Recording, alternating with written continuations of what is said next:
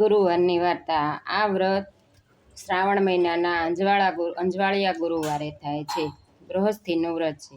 એક બ્રહ્મસ્થી હતા અને એક જ્ઞાનેશ્વર હતા। બંને વચ્ચે વિવાદ થાય છે। બ્રહ્મસ્થી કહે છે હું મોટો અને જ્ઞાનેશ્વર કહે છે હું મોટો। ત્યારે બ્રહ્મસ્થી કહે છે કે આપણે નિર્ણય કરીએ, હું અહીં પીપળાના ઝાડ નીચે બેસું અને તમે ગામમાં આંટો મારી આવો, પછી મારો વારો। જ્ઞાનેશ્વર તો ચાલતા થાય છે। જ્યાં ચાલતા ચાલતા નદીએ આવે છે ત્યાં જ્ઞાનેશ્વર નદીમાં પગ મૂકે છે ત્યાં તો નદી સુકાઈ જાય છે। પંખીઓ, ગોવાળિયાઓ તથા પનિહારીઓ કકળાટ કરવા માંડે છે કે આ મહારાજ તમે કોણ છો? આ નદી સુકાઈ ગઈ, તમે અહીંથી ચાલ્યા જાઓ। જ્ઞાનેશ્વર ચાલતા થાય છે। થોડે દૂર જાય છે ત્યારે એક લીલો બગીચો આવે છે। તેમાં અનેક જાત જાતના ફૂલોના ઝાડ તથા વેલાઓથી બગીચો શોભી રહ્યો છે। બગીચામાં જ્ઞાનેશ્વર મહારાજ જાય છે ત્યાં તો બગીચો આખો સુકાઈ જાય છે। સૂકા પાંદડા ઉડવા માંડે છે। એટલામાં તો માળી દોડતો આવે છે અને પૂછે છે, મહારાજ તમે કોણ છો? ત્યાંથી ચાલી નીકળે છે। જ્ઞાનેશ્વર ઘાંચીની ઘાણીએ આવે છે। એટલામાં તો ઘાણી ચાલતી બંધ થઈ જાય છે અને બળદ મરી જાય છે। તેલના ઘાણીના ઊંધા વળી જાય છે। જ્યાં ઘાસી જુએ છે ત્યાં તો મહારાજ બેઠા છે અને તેને કહે છે કે તમે કોણ છો? જ્યાંથી આવ્યા હો ત્યાં ચાલ્યા જાઓ, અમારી રોજી બંધ થઈ ગઈ, માટે મહેરબાની કરીને અહીંથી આગળ જાઓ। ત્યાંથી જ્ઞાનેશ્વર મહારાજ તો વિદાય થાય છે અને આગળ ચાલતા ચાલતા એક વાણિયાની દુકાને આવે છે। ત્યાં આવીને જ્યાં દુકાનને પાટીએ બેસે છે ત્યાં તો કોઈ પણ ગ્રાહક આવતા નથી અને વાણિયો તો નવશે થઈને બેસી ગયો છે। તેના છોકરાને કહે છે, જોતો ખરો બહાર કોણ છે? ત્યારે છોકરો તેના બાપને કહે છે કે એક મહારાજ આપણે ઓટલે બેઠા છે। ત્યારે વાણિયો કહે છે, એ મહારાજ તમે કોણ છો? તમારે કોઈ કાંઈ જોતું હોય તો માંગ્યો, નતર બીજે અહીંથી ચાલ્યા જાઓ, કારણ કે તમે આવ્યા તેથી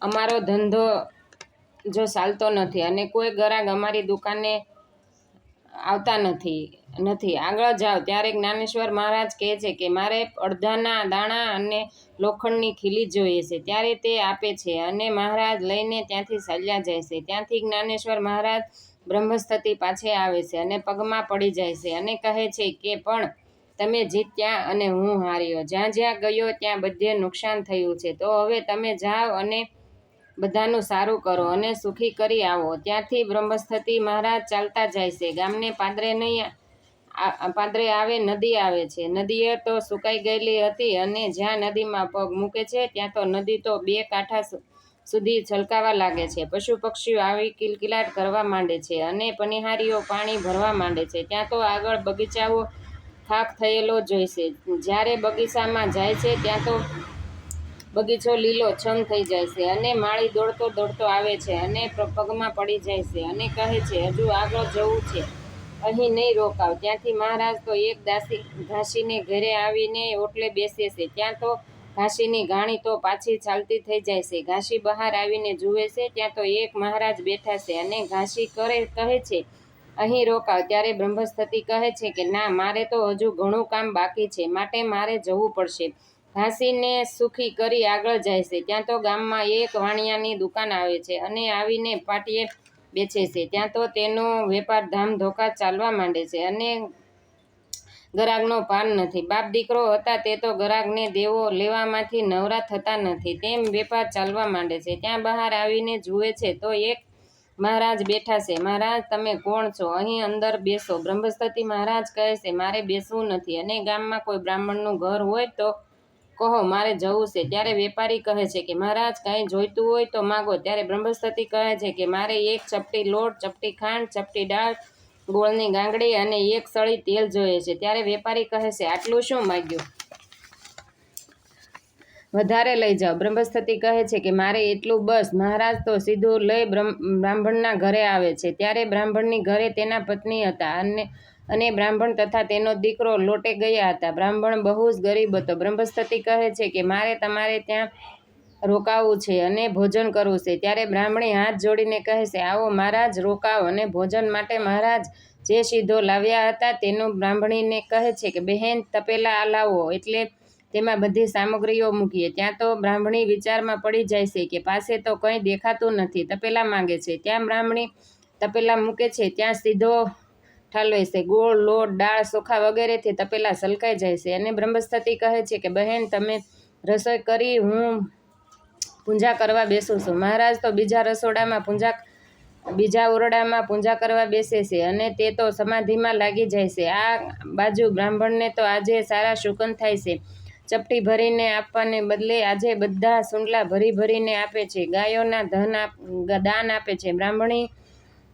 બ્રાહ્મણથી ઉપડતું નથી એટલો તેના છોકરાને કહે છે કે તું પોટલું મૂકી આવ. એટલે તારી માં રસોઈ કરવા લાગે. જ્યાં છોકરો ઘર આગળ આવે છે ત્યાં તો તેના ઘરમાં ઉપર ધુમાડા દેખાય છે. તેને વિચાર આવ્યો છે કે રોજ તો અમે લઈને આવીએ તેમાંથી મારી માં રસોઈ બનાવે છે. આજે તો શાની રસોઈ કરતા હશે. જ્યાં છોકરો ઘરે આવી છે ત્યાં તેની માં કહે છે કે તારા બાપને બોલાવીને આવ, ઘરે મહેમાન આવ્યા છે. છોકરો તેના પિતાને બોલાવીને આવે છે અને સાથે ગાયો તથા દાન દક્ષિણાનું તો પાર જ નથી.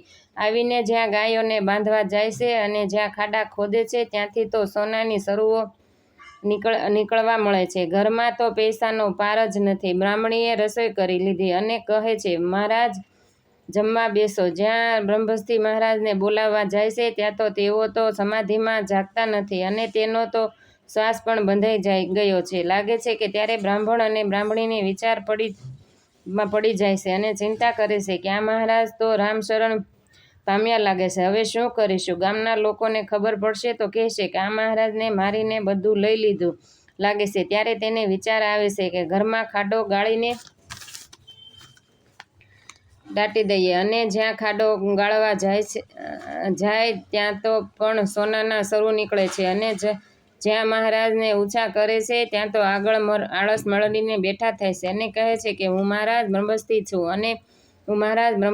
છું અને હું કહું તેમ વ્રત કરીશ. હે મહારાજ, તમે કહો તેમ હું વ્રત કરીશ. સાંભળો, શ્રાવણ મહિનો આવે છે. અંજવાળિયો ગુરુવાર આવે ત્યારે આ વ્રત કરવું.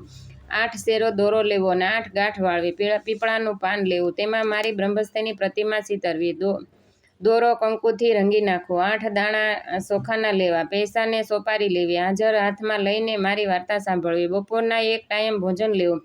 8 મુઠ્ઠી ચોખા રાંધી તેમાં ફળ, ખાંડ, ઘી નાખી નૈવેદ્ય ધરાવવું અને લઈ પોતાને જમવું. વધે તેટલું બીજાને પ્રસાદ દેવો. આવી રીતે વ્રત કરવું. ગુરુવાર 7 કામ સાથે ન કરવા. માથું ધોવું નહીં, ઘૂસ ખેરવી નહીં, રાખ વધેરવી નહીં, હજામત કરવી નહીં, કપડાં ધોવા નહીં, ગોળા વીછળવા નહીં, ગાર કરવી નહીં વગેરે કામ એક સાથે ન કરવા. બ્રાહ્મણી કહે છે કે તમે કહેશો તેવી રીતે હું કરીશ. અને બ્રહ્મસ્પતિ આ રીતે વ્રતનો મહિમા કહીને ત્યાંથી અંતર ધ્યાન થઈ ગયા છે અને તે પ્રમાણે દર વર્ષે વ્રત કરે છે.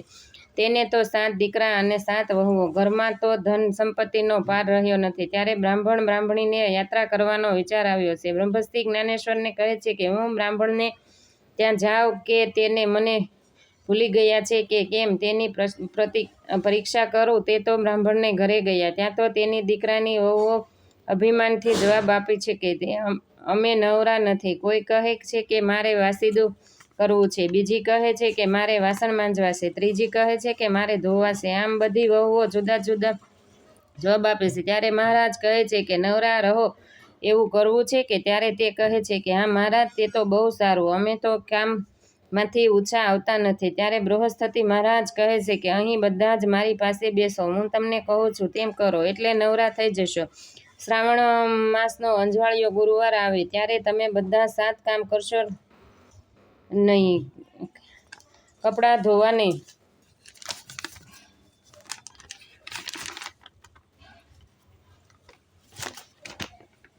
માથું ધોવું નહીં, ઘૂસ ખેરવી નહીં, ગોળા વીછળવા નહીં, હજામત કરવી નહીં. મારા પતિને કહેજો. જ્યારે તેમ કરીએ મહારાજ તો અંતર ધ્યાન થઈ ગયા. શ્રાવણ મહિનો આવે છે ત્યારે વહુઓ આવી રીતે કરે છે. આ બાને છે. ત્યારે વહુઓ કહે છે કે બાને શું ખબર પડે? એને આવી રીતે 7 કામ એક સાથે કરી નાખે છે અને નાહી ધોઈને જમવા બેસે તે. ત્યાં તો ગામમાંથી માણસો બોલતા આવે છે કે તમારી દુકાનમાં આગ લાગી ગઈ છે. ત્યાં દોડતી જાય છે. ત્યાં તો બધું સળગીને રાખ થઈ જાય છે. ખાવાના પણ સાસા પડે છે અને બધા પારકી મજૂરીએ કરવા લાગે છે. પસ્તાવાનો પાર નથી. અને બ્રાહ્મણ અને બ્રાહ્મણી યાત્રા કરીને ગામમાં સીમાડે આવે છે. ત્યાં તો ગોવાળીઓ કહે છે કે તમારા દુકાનમાં આગ લાગી હતી અને તમારા દીકરા તો પારકે કામે જાય છે. ત્યારે બ્રાહ્મણી કહે છે કે નક્કી મહારાજ પધાર્યા હશે અને વહુએ ન માગવાનું માગ્યું હશે, તેનું અભિમાન કર્યું હશે. અને બ્રાહ્મણી તો તેના પતિને કહે છે કે તમારે ઘેરે જવું હોય તો જાઓ, મારે તો બ્રહ્મસ્થતિને મળવા જવું છે. તે બ્રહ્મસ્થતિનું સ્મરણ કરતાં કરતાં ચાલ્યા જાય છે. ત્યાં તો એક પીપળાનું ઝાડ આવે છે, તેને થડે બ્રહ્મસ્થતિ મહારાજ બેઠા છે અને પૂછે છે કે બંને ક્યાં ચાલ્યા? ત્યારે તે કહે છે કે હું તો બ્રહ્મસ્થિતિને પ્રસન્ન કરવા જાઉં છું. હું તો ઘેર ન હતી અને અમારી વહુએ બ્રહ્મસ્થિતિનું અપમાન કર્યું હશે, તેથી તેના શાપનું નિવારણ કરવા માટે જાઉં છું. ત્યારે બ્રહ્મસ્થિતિ પૂછે છે કે બેન, તું એને ઓળખે છે? હું જ બ્રહ્મસ્થિતિ છું. ત્યારે બાઈ તો એના પગમાં પડી જાય છે અને કહે છે કે હું તો યાત્રાએ ગઈ હતી અને મારી વહુએ નક્કી કંઈક એવું માગ્યું હશે કે તેઓ મંજૂરી કરતા થઈ ગયા, તો મહારાજ મને ક્ષમા આપો અને હવે હું હતું એવું કરો. બ્રહ્મસ્થિતિ બોલ્યા કે હું એવું તો હવે નહીં થાય, પણ તમો સુખ શાંતિથી રહી શકો. બાઈ તો ઘેરે આવી છે અને વહુઓને કપડાં આપે છે. વહુઓ તો ક્ષમા માંગે છે અને તેના સાસુના કહેવા પ્રમાણે વ્રત કરે છે. ત્યારે તેઓ સુખ શાંતિથી રહેવા માંગે છે. જેવા બ્રાહ્મણ અને બ્રાહ્મણીને પેલા બ્રહ્મસ્થિતિ મહારાજ તૂપ્યા એવા સૌને તૂપ્યો. બ્રહ્મસ્થિતિ મહારાજની જય.